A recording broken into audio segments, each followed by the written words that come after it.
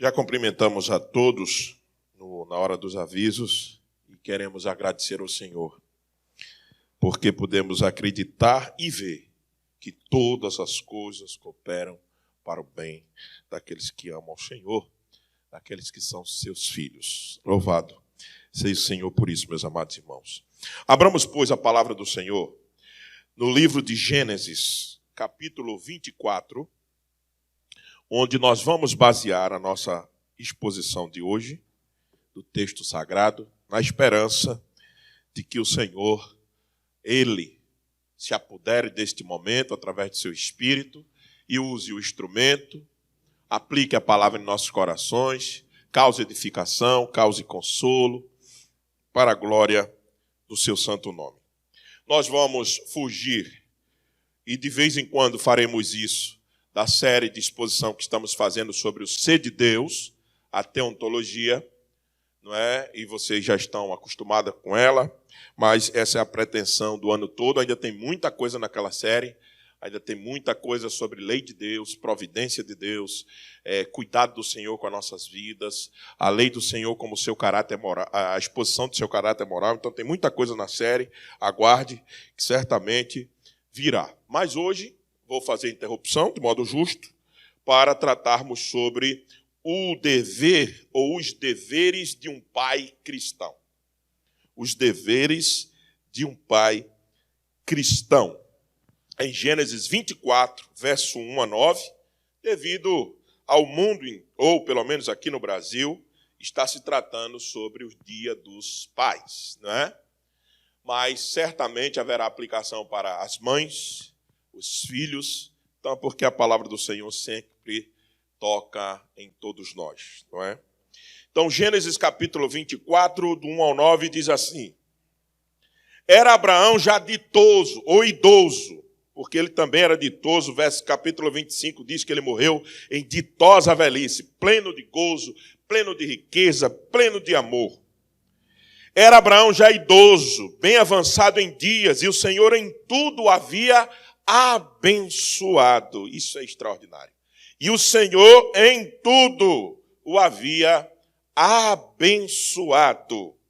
Disse Abraão aos seus a um dos seus mais antigos servos da casa, que governava tudo o que possuía: põe a mão por debaixo da minha coxa, para que eu te faça jurar pelo Senhor do céu e da terra, que não tomarás esposa para meu filho das filhas dos cananeus, entre os quais habito, mas irás à minha parentela, e daí tomarás esposa para Isaque, meu filho. Disse-lhe o servo: talvez não queira a mulher seguir-me para esta terra. Nesse caso, eu levarei teu filho à terra de onde saíste? Respondeu-lhe Abraão: cautela, não faça voltar para lá meu filho. O Senhor, Deus do céu, que me tirou da casa de meu pai, da minha terra natal, e que me falou e jurou dizendo: a tua descendência darei esta terra. Ele enviará o seu anjo, que te há de preceder, e tomarás de esposa para meu filho. Caso a mulher não queira seguir-te, ficarás desobrigado do teu juramento. Entretanto, não levarás para lá meu filho. Com isso, pôs o servo a mão por baixo da coxa de Abraão, seu senhor, e jurou fazer segundo resolvido. Que o Senhor aplique a sua palavra em nossos corações, meus amados irmãos. Comemoração do Dia dos Pais, depois de um certo tempo pastoreando a amada IPF Novo Mundo, isso já fica um tanto quanto repetitivo, mas não custa nada dizer que os irmãos sabem que por trás de tudo isso existe uma força mercantilista, capitalista, que estabeleceu esses dias. O comércio aquece, a venda sobe e a hipocrisia continua. Filho desrespeitando o pai do mesmo jeito. É isso que nós temos nessas datas. Claro, uma manifestação de carinho, de saudade, como eu estou hoje, de meu pai, como você deve estar do seu, como aqueles que já perderam o seu pai devem estar nesse momento, sim, com certeza, e a gente respeita esse tipo de sentimento. Mas essa data não deixa de produzir e alimentar hipocrisias, falsas relações, que são aplacadas com um presente, com um mimo para os pais. A gente tem que dizer isso. Então a igreja tem que se envolver com essas coisas com pensamento crítico. A igreja não pode apenas sucumbir e numa data dessa, aos pés de uma data dessa, como uma oportunidade de um ativismo dentro da igreja. Porque é mais uma chance das auxiliadoras fazerem alguma coisa, a mocidade fazer alguma coisa. Não, temos que nos envolver com isso de forma crítica. Comemorar o dia da paternidade, comemorar a vida do meu pai e de minha mãe tem que ser todo dia, porque eles são dádivas, bênçãos do Senhor. Alguém pode já estar dizendo, porque o senhor não tem o meu pai ou a minha mãe. Deixa eu dizer uma coisa para você, sempre que eu graças a Deus, tenho um bom pai e uma mãe, uma boa mãe mesmo. Mas sempre que eu penso nesses irmãos que tiveram problemas com seus pais e suas mães, eu penso que em duas coisas. Primeiro, eles nunca foram desamparados por Deus. Porque Deus é o Pai de todos, diz as Escrituras. E segundo, por mais mal que tenham sido os nossos pais, mas aprove a Deus usá-los para pelo menos nos manter vivos. Você já pensou que se não fosse seu pai e tua mãe, por mais ruim que eles sejam, você não tinha sido criado? Ou então tinha sido criado por qualquer pessoa? Ou qualquer instituição? Então, sempre pense nessa questão. Isso é um mero mercantilismo, mas que a gente precisa realmente aproveitar. É que nem alguém disse, Jesus não nasceu em 25 de dezembro, ele provavelmente nasceu em agosto. Aí tu vai fazer o Natal em agosto. Que tipo de impacto de mensagem teria um Natal em agosto? Imagina. Então, a mesma coisa é o Dia dos Pais. Por que não aproveitar, mesmo com essa visão que nós estamos tendo de crítica, a conformismo a essa realidade, ou inconformismo, mas aproveitar para mandar a mensagem correta, aproveitar para refletir sobre os deveres corretos da paternidade aqui nesta terra? Por que não? Por que falar disso em outro tempo? Talvez hoje é para isso. Por isso que nós suspendemos a série de pregações que nós estamos fazendo sobre o ser de Deus, para nos concentrar também olhando para Deus, mas numa história muito boa e que tem muitos princípios, a história de Abraão, simplesmente Abraão, considerado o pai da fé de todos nós. Entretanto, a oportunidade sempre é nos dada, então façamos isso, de refletirmos sobre como os pais devem cumprir os seus deveres. O modelo de pai perfeito, nós já sabemos que é do nosso Deus, que Jesus Cristo, seu Filho, chama de único que é bom. Se lembra, a gente falou sobre bondade de Deus. Pai bom, só um. Pai bom, mãe boa, pai bom, só um. Deus. Não existe outro. E que sabe muito mais do que qualquer outro dar boa dádiva aos seus filhos. Jesus Cristo disse, se o Pai de vocês sabe dar boa dádiva, e o Senhor, Deus, não sabe dar boa dádiva a vocês? O Senhor sabe dar tanto boa dádiva, mesmo quando Ele teve que moer seu filho na cruz do Calvário para nos salvar. Veja, um pai matando um filho. Deus matou o seu filho na cruz. Mas mesmo quando aparentemente esse Deus, que parecia carrasco mal, matando seu filho na cruz para nos salvar, não deixou seu filho na morte, não deixou ele na sepultura. Ao terceiro dia ressuscitou, colocou nos altos céus e deu a ele todo poder e glória, onde ele virá vir julgar a todos. Ele colocou o mundo sob estrado dos pés do Senhor Jesus Cristo, e todo joelho se dobrará, e toda língua confessará que seu filho é rei.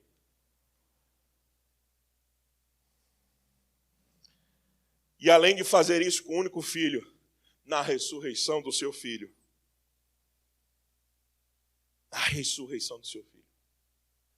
fez com que todo o seu povo agora se transformasse em filho de Deus.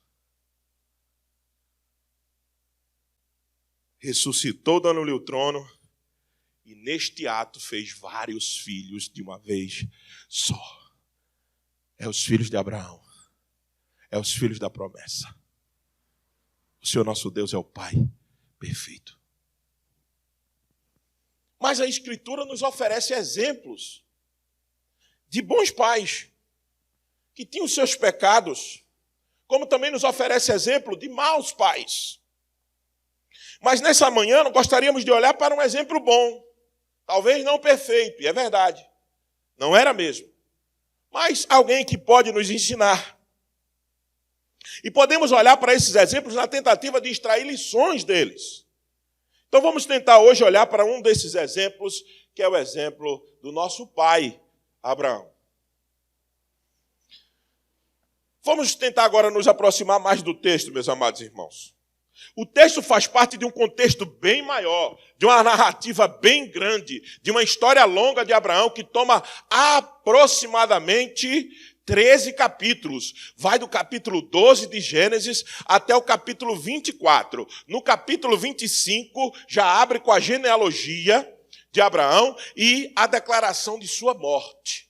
Então veja, talvez nenhum outro personagem tomou tanto espaço da narrativa bíblica do que Abraão. Talvez não, é quase certo que nenhum. 13 capítulos de Gênesis. Porque se você 12 a 24 dá 12, mas não esqueça de contar o 12. Não é? Então, 13 capítulos, desde o verso 1, sai da tua terra, da tua parentela, se lembra? Sê tu uma bênção e vai para a terra que eu te mostrarei. Gênesis 12, 1. Até 24, uma metanarrativa, uma grande narrativa. Portanto, o que me chama a atenção é que o último ato na história deste homem, o último momento da sua vida antes de morrer é cuidar do filho. A esposa Sara já tinha morrido. E esse homem agora está se despedindo da vida e quer casar o seu filho e fazer com que o seu filho ande nos caminhos do Senhor. Que coisa linda. Abraão não era um homem perfeito. Tinha deixado um exemplo sério de até mentiu uma certa vez dizendo que Sara não era sua mulher, lembra-se? Com medo de que fosse morto ele e Sara, e entregou, sim, tem que ser dito, a sua esposa à mão de um homem. Isso foi um ato grave de Abraão. Gravíssimo. Não protegeu a sua esposa quando deveria. Também tinha deixado ser guiado por sua mulher, Sara, e deitou-se com a escrava, mesmo quando Deus disse que ia lhe dar um filho, em Gênesis capítulo 16. Deus faz uma promessa em Gênesis capítulo 15 e disse, vou dar um filho a você. E em Gênesis 16, por ouvir o conselho de sua mulher, deita com a escrava Agar e tem Ismael. Isso é uma mancha na historiografia de Abraão. E graças a Deus porque elas estão registradas, porque senão nós íamos querer idolatrar este homem. Mas certamente deixou um legado piedoso, um legado de demonstração, de temor ao Senhor, de fé em Deus. Lembra-se quando Deus chega na terra dos seus pais e diz, sai daí, Abraão, sem pestanejar, sem perguntar, por que o Senhor está me tirando daqui? Por que eu tenho que deixar papai e mamãe? Por que eu tenho que deixar meus irmãos? Eu não sei nem a terra que o Senhor vai me levar. Deixa eu aqui. Não, Abraão simplesmente, diz o texto, levanta e vai. Fé inabalável. Por isso que não é à toa que é considerado o pai da fé. Uma fé para ser imitada. Gênesis 15:6 diz o verso que ele creu no Senhor. A sua característica principal, fé inabalável. Ele creu no Senhor e isso lhe foi imputado por justiça. Quando Deus lhe pediu seu filho, em Gênesis 22, se lembra? Abraão não conversa com Sara. Levanta de madrugada, pega o cutelo, pega a lenha, pega o seu servo, monta o seu jumento, bota o seu filho em cima e sai para matar Isaque. Para matar Isaque, ele sai de casa. Isso é uma fé digna de ser imitada. E sobe no Monte Moriá e oferece. Deus disse, você matou. Já vi que você matou, pode parar. E oferece Isaque em sacrifício. Não é à toa que Hebreus capítulo 11, considerado a galeria da fé. Quem é que está lá?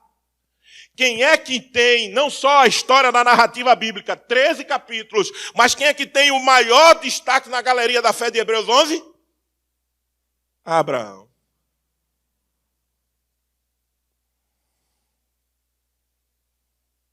Dos patriarcas que foi falado na galeria da fé, somente um teve maior destaque, e o destaque foi para a sua fé inabalável. O capítulo 24 é muito grande. 4 cenas compõem o capítulo 24. O diálogo de Abraão com seu servo, que é o que nós vamos nos ater hoje. O diálogo do servo com Rebeca. A cena na casa da família de Rebeca. E o encontro glorioso da noiva com o noivo. De Rebeca com Isaque e o seu casamento. É um capítulo digno de você ler hoje de novo. Chega em casa, leia Gênesis 24 todinho. Com calma. Que coisa extraordinária. Então vamos adentrar o capítulo 24, olhando nessa perspectiva de quais são os deveres que um pai tem, um pai cristão como Abraão, um pai da descendência de Abraão, um pai que é filho de Abraão, um pai que é filho da promessa que foi feita a Abraão, que nós seríamos os seus filhos. Um pai que já confessou Cristo como seu Salvador, deveria ter sempre em mente para falar para os seus filhos e automaticamente abençoar sua casa. Então vamos para a primeira grande cena do capítulo 24, que compõe do verso 1 ao 9, e vamos para a primeira lição. Primeira grande lição é que, adentrando mais um pouquinho, o verso 1 aponta para o cumprimento da promessa feita em Gênesis 12, 2. Veja como é que diz o verso 1. Era Abraão já idoso, bem avançado em anos, e o Senhor em tudo o havia abençoado. Como é que está lá Gênesis 12? Volta um pouquinho na sua Bíblia. Gênesis 12, 2. Logo que Abraão sai da sua parentela, volte lá, por gentileza. Dê uma olhadinha lá. Ora, verso 1 de Gênesis 12. Você volta 4 folhas, dependendo da sua Bíblia, 5 já está lá. Ora, disse o Senhor a Abraão, sai da tua terra, da tua parentela e da casa do teu pai, e vai para a terra que te mostrarei. E de ti farei o quê? Uma grande nação. E te abençoarei. Olha a promessa. Engrandecerei o seu nome. Se tu uma benção. Abençoarei os que te abençoarem e amaldiçoarei os que te amaldiçoarem. Em ti serão benditas todas as famílias da terra. Essa é a promessa. E verso 4, o primeiro verbo que tem é partiu. Partiu, pois, Abraão, ou seja, obedeceu incondicionalmente o que Deus tinha mandado. Volte agora para o verso 24. Aí quando você lê o último capítulo da história de Abraão e ouve isso no verso 1, você diz assim, Deus é fiel. Deus cumpre suas promessas. Olha, ouça o último capítulo da história de Abraão, o primeiro verso do capítulo 24 era Abraão já idoso, bem avançado em anos, e o Senhor em tudo havia abençoado. Vamos refazer, com a permissão, lógico, dos irmãos, vamos refazer a tradução. Era Abraão já idoso, bem avançado em anos, e o Senhor o engrandeceu. Se lembra de Gênesis 2? O abençoou e fez ele uma bênção. Você pode ler dessa maneira. À luz de Gênesis 12:2, você lê a 24:1.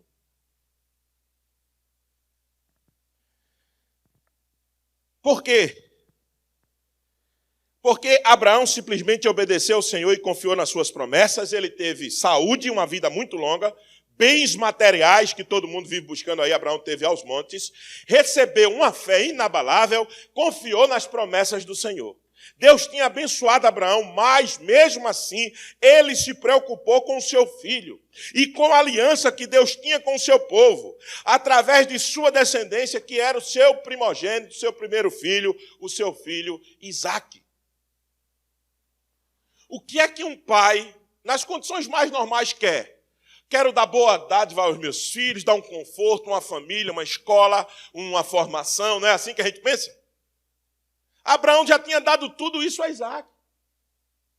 Abraão tinha dado tudo a Isaque que um pai nessa terra pode dar. Tudo. Conforto tinha, casa boa tinha, empregado à sua disposição tinha.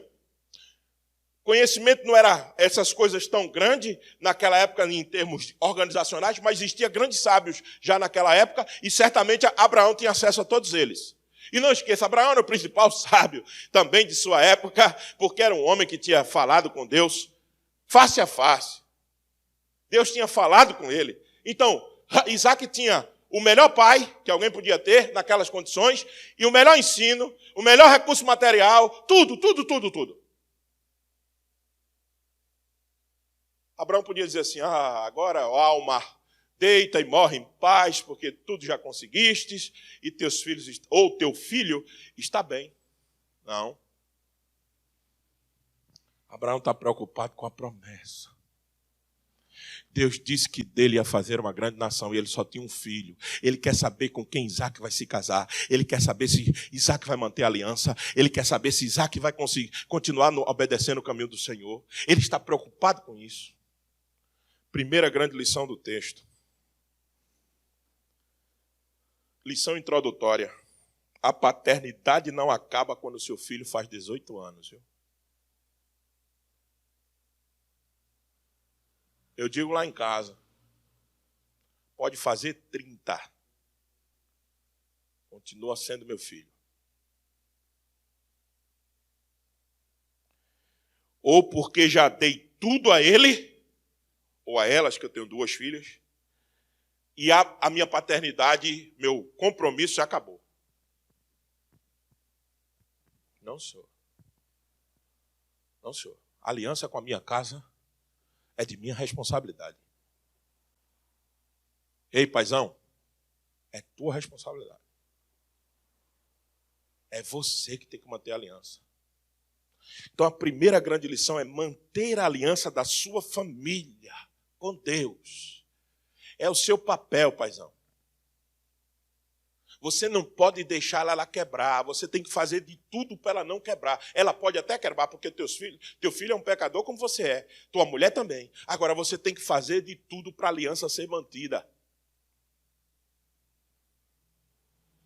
E dá trabalho, meu filho. Dá muito trabalho.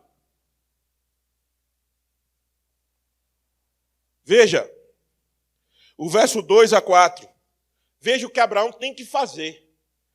Ele já era idoso, ele não podia ir lá. Ele pega um servo e diz assim, o senhor mais antigo servo da casa, que governava tudo que possuía. Tem gente que pensa que é Eliezer. Há comentarista que diz que é Eliezer. Se lembra de Eliezer quando Deus aparece a Abraão e diz assim, olha, o herdeiro da tua casa será bendito. Aí ele disse, não, o herdeiro só tem um, que é um servo velho antigo que eu tenho aqui, chamado Eliezer. Eu não tenho filho para o senhor dizer que eu tenho herdeiro. Então, Gênesis 15 conta isso. Então, há alguns comentaristas que dizem que é Eliezer. Eu entendo que não é. Eu entendo que esse servo é anônimo porque ele tem outra função. E lá na frente nós vamos dizer, ele é anônimo. Não tem nome para ele. E nós vamos lá na frente dizer por que ele é assim. Eu entendo dessa maneira. Vamos lá. Então, voltando aqui para o nosso ponto. Abraão quer manter a aliança que tem com Deus. E ele preocupa-se com a vida de Isaque. Então, o que é que ele faz? Ele chama o servo, manda o servo botar a mão debaixo da coxa. Já nós vamos ver isso. Para que eu te faça jurar pelo Senhor, Deus do céu e da terra, que não tomarás esposa para meu filho das filhas cananeus. entre os quais habito. Mas irás à minha parentela, e daí tomarás esposa para Isaque, meu filho. Fez uma aliança com um dos seus servos, fazendo o servo jurar para manter a aliança com Deus. Abraão não podia ir, talvez por causa de sua velhice, não aguentava mais uma tarefa dessa. Chama o seu servo e faz ele prometer para que ele consiga manter a aliança com o Senhor. E veja o que Abraão pede. Bote tua mão na coxa. Por quê? Há uma ideia, entre os comentaristas melhores de Gênesis, que essa mão na coxa é mão no órgão genital. Porque se você vê onde está atrás da coxa, embaixo da coxa, fica bem perto da região da genitália. Por quê, pastor? Porque a ideia é o seguinte, a aliança ela é feita por causa da posteridade. É nos órgãos genitais que a posteridade é criada. Então a ideia era o seguinte, vem cá, bote a mão aqui, porque a coisa trata-se de posteridade. E para um judeu, para aquele ambiente judaico-cristão do Velho Testamento, isso era negócio sério. Hoje a gente banaliza a criação de filhos. Os crentes banalizam, dão a criação dos seus filhos para outro cuidar, para a escola cuidar, tá certo? Eles terceirizam a criação de filhos. Os crentes fazem isso hoje. Mas naquela época não, o negócio era sério. Seríssimo. Tá certo? Então, vem aqui, faça uma aliança comigo. A coisa é séria, nós estamos tratando de posteridade. Bote a mão aqui. Então, os pais do Antigo Testamento tinham preocupação com o casamento dos seus filhos. Hoje, ei filhão, eu disse que tinha aplicação para todo mundo. Hoje, tratamos dessa questão como problema dele. Ele que vai viver. O problema dele ou dela. Olha, cuidado, viu? Há um bom casamento, é o máximo que a gente diz. Né? Falar em arrumar casamento, pastor, pelo amor de Deus, isso é arcaico. Você não está vendo não que o texto é do Velho Testamento? Eu não estou dizendo que você tem um compromisso de ir lá buscar sua esposa, como Abraão fez. Claro que isso era um molde da cultura, é lógico que a gente não está querendo trazer a cultura de lá para cá, mas eu estou dizendo que você precisa sim cuidar do casamento dos seus filhos. Isso não é invasão de privacidade. Isso é amor para que ele não erre. Porque casamento é coisa séria, é para sempre. Ei, filhão, se teu namoro não tiver a bênção do teu pai, já começaste errado. Se o teu namoro não tem a bênção dos teus pais, já começou errado, viu? Vai dar errado. Tudo que começa errado termina tragicamente. Então, vai namorar, conversa com papai e mamãe, sim. Você pode ter 200 anos. E se estiver morando na casa do papai, é que deve conversar. E se estiver morando fora, deve também dizer, pai, estou estudando aqui, estou numa faculdade, o senhor me mandou para cá estudar, eu estou conhecendo uma pessoa, queria saber sua opinião, ele é assim, assim, assado, ore por mim, ou ela é assim, assim, assada. Comportamento de filhos que quer a bênção dos pais. E papai, pelo amor de Deus, não chegou 18 anos, acabou não, filho. É para a vida inteira. Abraão preocupou-se até 165 anos de vida que ele tinha quando ele morreu. Depois que bota no mundo, meu amigão, acabou-se. Tem que cuidar. Então, para que a bênção chegasse até Isaque, Abraão está preocupado com isso. Os pais do Antigo Testamento arrumavam os casamentos dos filhos para preservar a tradição da família. Mas o caso de Abraão não é preservação de tradição de família, não. É algo muito maior. Tem casamentos hoje que são arrumados para manter a elite do povo. Nos dias de hoje, tipo moderno, é verdade. Mas Abraão está preocupado com elite, Abraão está preocupado porque ele é rico e tem que ser uma mulher rica. Não, veio uma pobrezinha chamada Rebeca, bem pobre, que é a família dela. Ela estava lá no poço. Abraão não está preocupado com isso, não. Abraão não está preocupado com arranjo social, com elite. Veio Rebeca, coitada. Não tinha que trabalhar duro. Enquanto o Isaquezão está lá no campo, né? Bonitão. papai já deu tudo para ele? Abraão está preocupado com isso. Abraão está preocupado com a promessa que Deus tem com ele. Abraão está preocupado com a aliança com o Senhor. Abraão está preocupado que o filho dele não quebre a aliança. Abraão está preocupado que a casa dele ande no caminho do Senhor. E papai, você é responsável por isso. A esposa não é? É. Nutrir a liderança desse camarada. A esposa é responsável por chamar também o pai, quando ele não estiver nessa linha, chamá-lo a responsabilidade, chamá-lo a atenção, dizer o seguinte: ei, seu papel não é esse aqui não. Aqui não. Deus lhe deu outra coisa para fazer aqui dentro dessa casa. Não é só ficar esperando por mim, porque tem muitos pais que já entregou a educação dos filhos à mãe e fica de braço cruzado. Aí sabe o que mamãe faz? Mamãe gosta. Porque mamãe gosta também. Mamãe quer mandar também. Mas mamãe não devia fazer isso. Mamãe devia chamar o papai a grande, assim: cumpra teu papel aqui. Viu?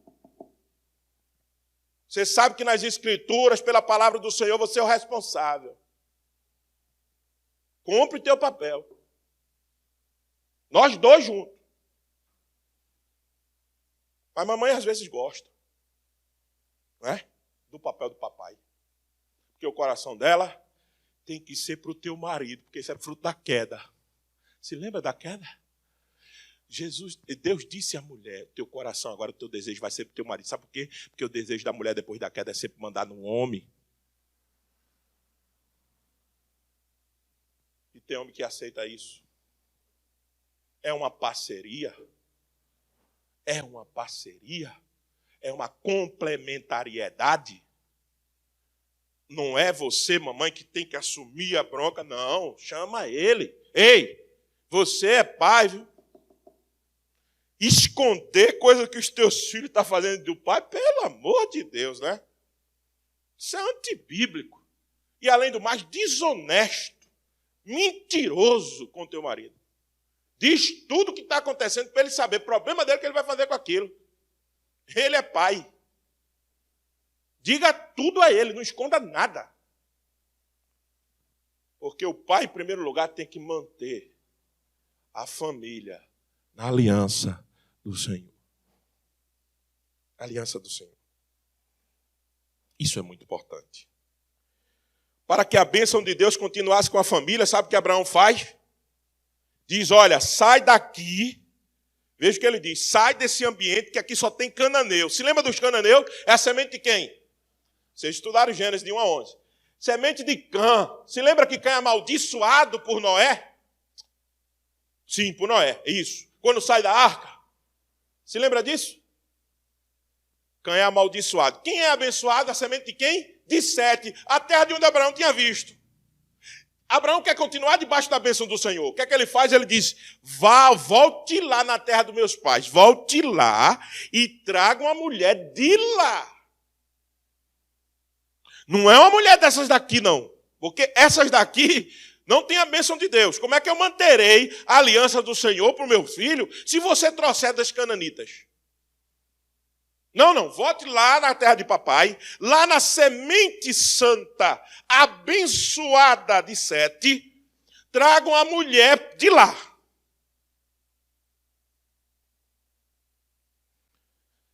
Muita gente gosta de falar de casamento misto em Esdras, capítulo 9 e 10. E eu acho que tem uma aplicabilidade ali. Mas texto bom mesmo para falar de casamento misto é aqui. Abraão está dizendo o seguinte: se você quer continuar debaixo da bênção do Senhor, procure se casar com os do Senhor. Quem tem casamento misto aqui na igreja sabe o que eu estou dizendo. Sabe o que eu estou dizendo? A dificuldade que é isso. A barra que é isso aí. Então, volte lá na terra, na minha terra, prometa que você só vai trazer mulher de lá. mas irá à minha parentela e de lá tomarás esposa para Isaque, meu filho. Diz Abraão no verso 4. Para que a bênção de Deus continuasse sobre a família de Abraão, a família de Sete, a semente abençoada, e não entrasse na família amaldiçoada de Cã, que descobriu a nudez de Noé. Você sabe por que Cã é amaldiçoado? Porque ele descobriu a nudez do pai. E eu disse naquela hora, naquela interpretação, que descobrir nudez tem um forte indício de prevaricação com o pai. Isso é pesado o que Cã fez.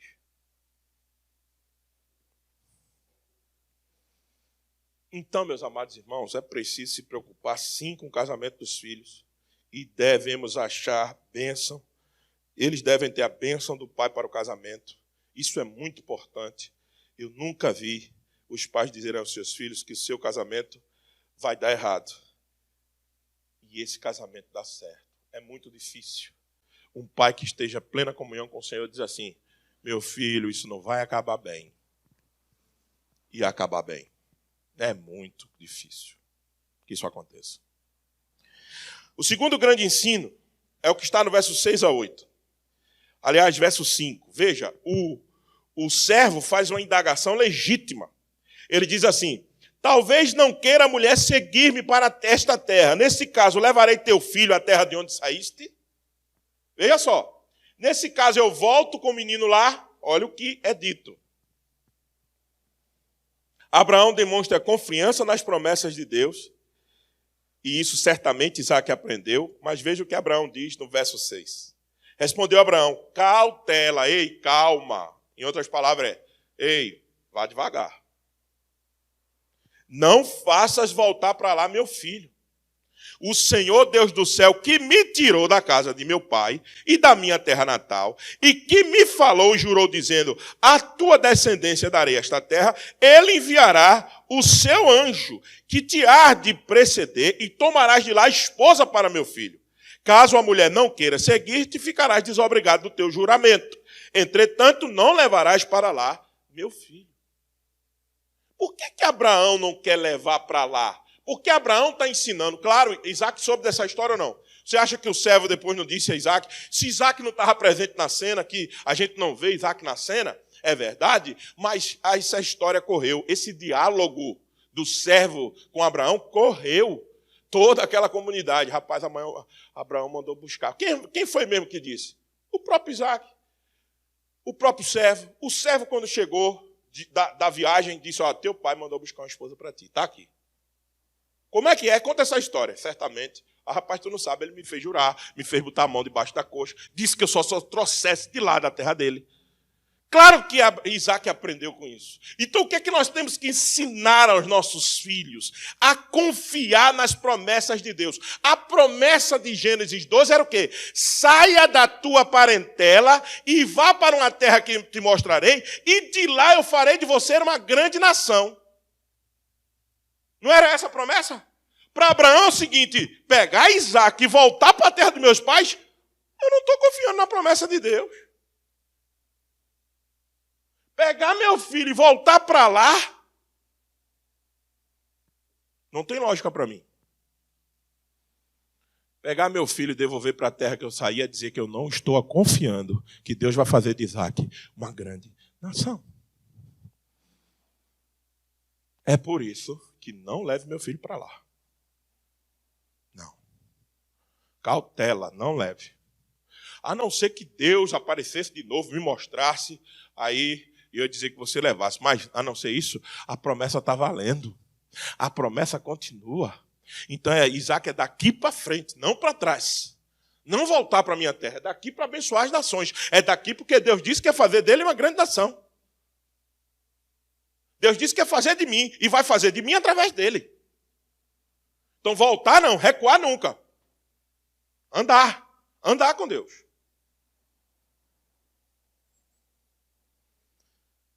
O maior legado que um paizão, que você pode deixar para os seus filhos é a fé para crer nas promessas do Senhor.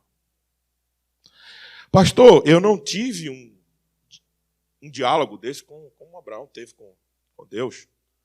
Tem alguma promessa que eu tenho que ensinar meus filhos? Todas as que estão em vigor. Buscai, pois, em primeiro lugar o reino de Deus e a sua justiça, que as demais coisas vos serão acrescentadas. Promessa. Outra promessa. E eis que estarei convosco todos os dias, até a consumação dos séculos. Outra promessa. Da mesma forma que como vocês viram o Senhor subir, Ele virá sobre as nuvens. Ensina os teus filhos a acreditar na volta do Senhor Jesus. Na presença do Senhor Jesus contigo. Em buscar em primeiro lugar, porque as demais coisas o Senhor acrescentará. Promessas que estão em vigor hoje, devemos ensinar aos nossos filhos a acreditar nelas. E a responsabilidade é sua, papai.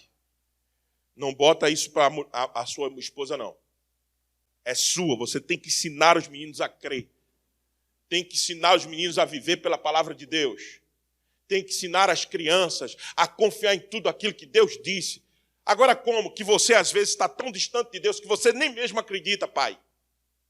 Você está tão distanciado, tão desanimado, que você não acredita em nada do que você faz. Às vezes você é até liderança dentro dessa igreja. Às vezes você é até uma pessoa iminente aqui no trabalho local de Parque Novo Mundo, mas você não crê nem nas promessas que Deus fez, quanto mais ensiná-las aos teus filhos.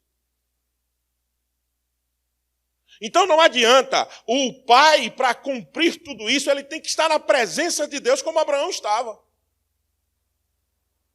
Abraão ensinou as promessas do Senhor a seu filho porque acreditava nelas. Abraão teve cuidado com o casamento do menino porque queria manter a aliança que ele tinha com o seu Deus. Agora os pais, às vezes, uma vida fragilidade espiritualmente, uma deficiência de oração, uma deficiência de comunhão com Deus através da palavra, uma deficiência em aprendizagem, vai ensinar o quê aos meninos? Nos consertemos, pais, isso é para mim, nos consertemos primeiro, para depois de querer ensinar essas lições preciosas aos meninos. Na tua boca não sai uma palavra que seja bíblica. Quer que os meninos aprendam o quê? Na tua boca só é murmuração muitas vezes, só é reclamação, ou senão só finança, viver grudado nesse mundo capitalista, pensando em pagar somente as tuas contas. Isso é incredulidade de nossa parte, isso é incredulidade. Nós não acreditamos nas promessas de que quando nós buscarmos em primeiro lugar o reino de Deus e a sua justiça, Ele nos acrescentará outras coisas. A gente não crê nisso muitas vezes, a nossa prática identifica isso. Porque em primeiro primeiro é meu trabalho, que é de lá que eu como, que eu visto, que eu pago minhas contas, primeiro é meu trabalho. Não estou chamando você para ser vagabundo, não. Quem tem que trabalhar na sua casa é você. Se a mulher quiser lhe ajudar, ela ajuda. Não tem problema nenhum, ela trabalha também. Agora, a responsabilidade é sua como provedor, é verdade. Mas fazer isso em detrimento de confiar no Senhor, afastado de confiar na provisão do Senhor, não. Isso é pecado. Isso é incredulidade.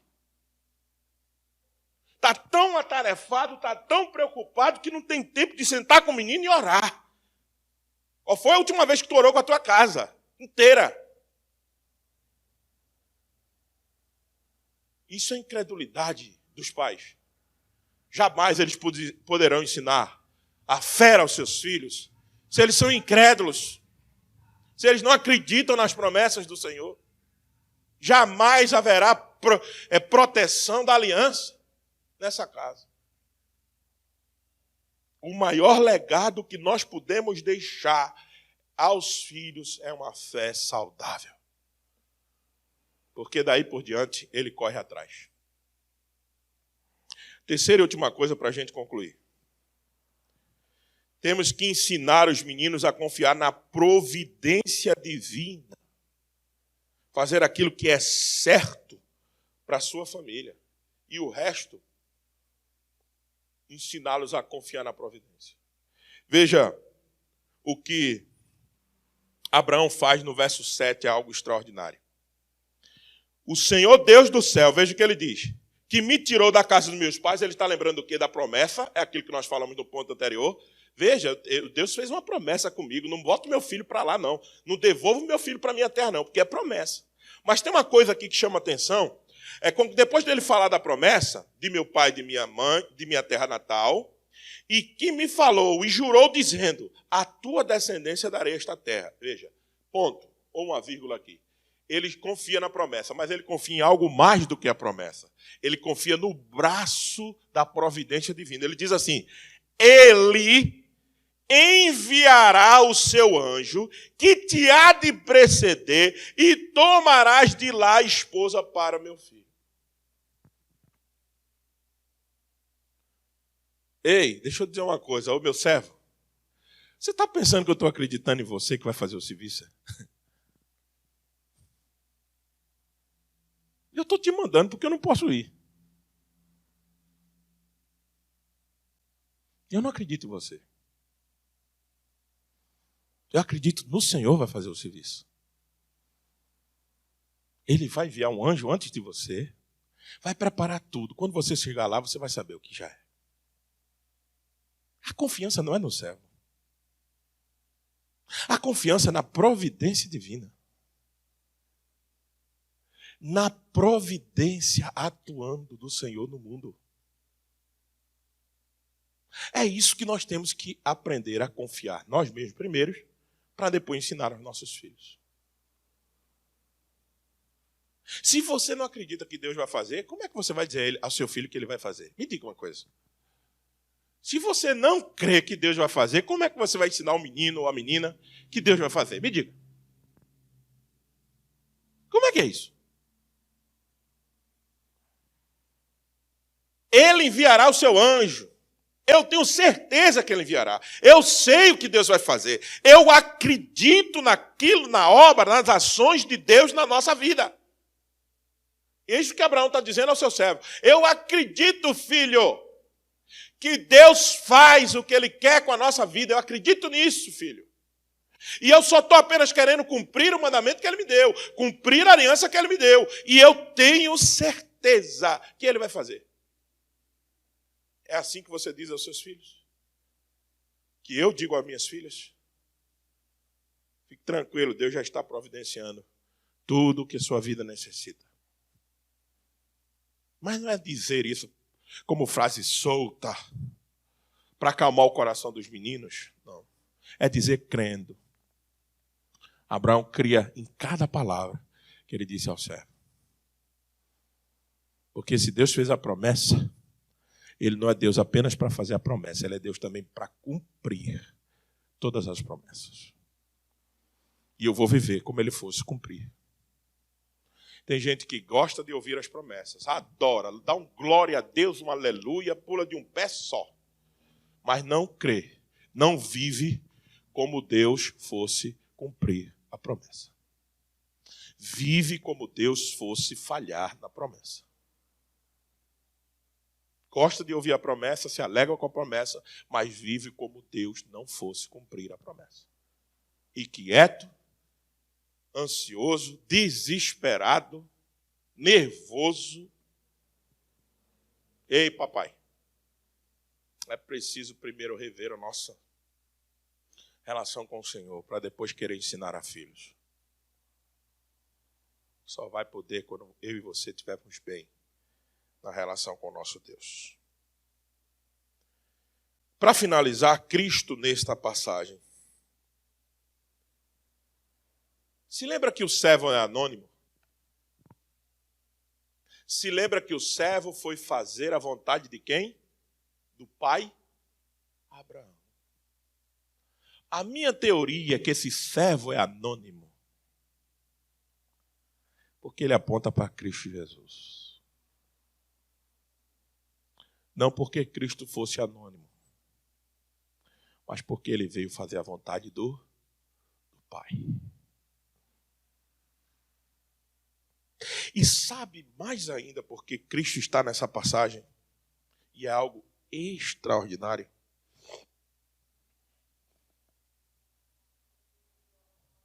Porque o servo trouxe a noiva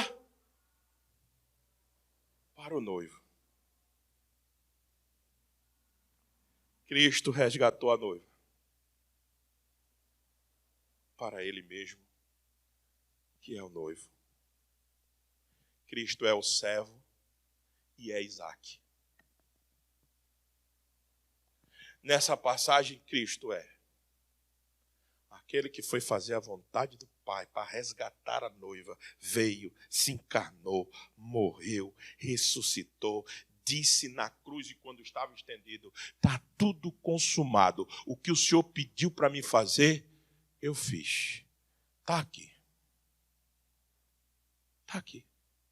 Resgatou a noiva, comprou a noiva com seu precioso sangue. O apóstolo Paulo disse que ele cravou a dívida na cruz em Gálatas. Comprou a noiva de volta. Comprou aquela que estava desviada. Comprou aquela que estava em outros caminhos. Comprou, trouxe de volta para casa a noiva. Ele é o servo da passagem. Mas ele é Isaac. Por que ele é Isaac, pastor? Porque no Monte Moriá, Isaac já tinha o tipificado. Se lembra? Isaac era o cordeiro que ia morrer. Mas o cordeiro depois apareceu, que o Senhor providenciou. E Isaac saiu do lugar e o cordeiro tomou o lugar de Isaac no sacrifício. Por isso que Isaac também é Cristo aqui, recebendo Rebeca, a sua noiva. Por que isso é importante para nós? Porque, papai, você de si mesmo não tem forças para ser o homem parecido ou até melhor do que Abraão. Mas em Cristo Jesus, o servo que ajudou Abraão, o servo sofredor, o servo Cristo pode te ajudar a você viver a vida correta diante de Abraão, como Abraão também viveu. Correta diante de Deus. Então que em Cristo Jesus, que somente nele nós possamos ser melhores pais. E você, minha amada irmã, ajuda esse cara pálido a ser um bom pai. Você, filhos, honre os seus pais, para que os teus dias se prolonguem sobre a face da terra. É mandamento com promessa. Para que os teus dias sejam abençoados. Ah, como eu queria ter um pai diferente, pastor, uma mãe diferente, eu sei. Ah, como eu tenho saudade dos meus pais que já partiram, eu sei. Mas o Senhor, nosso Deus, continua sendo um bom pai e pode suprir todas as suas necessidades. E você pode suprir tudo isso nele. Na ausência dos seus pais, tanto física quanto na ausência também moral. Aquela ausência que às vezes ele não fez aquilo que ele deveria fazer. Mas busque isso em Cristo, em Deus.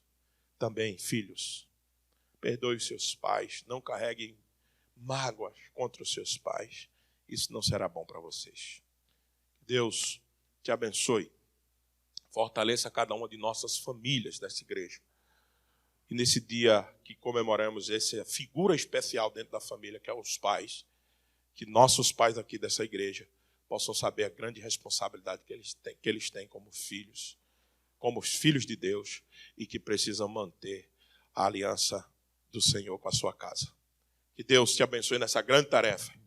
Que agora a gente receba a força vindo da Santa Ceia do Senhor, para também, mais uma vez, continuarmos exercendo esse santo ministério.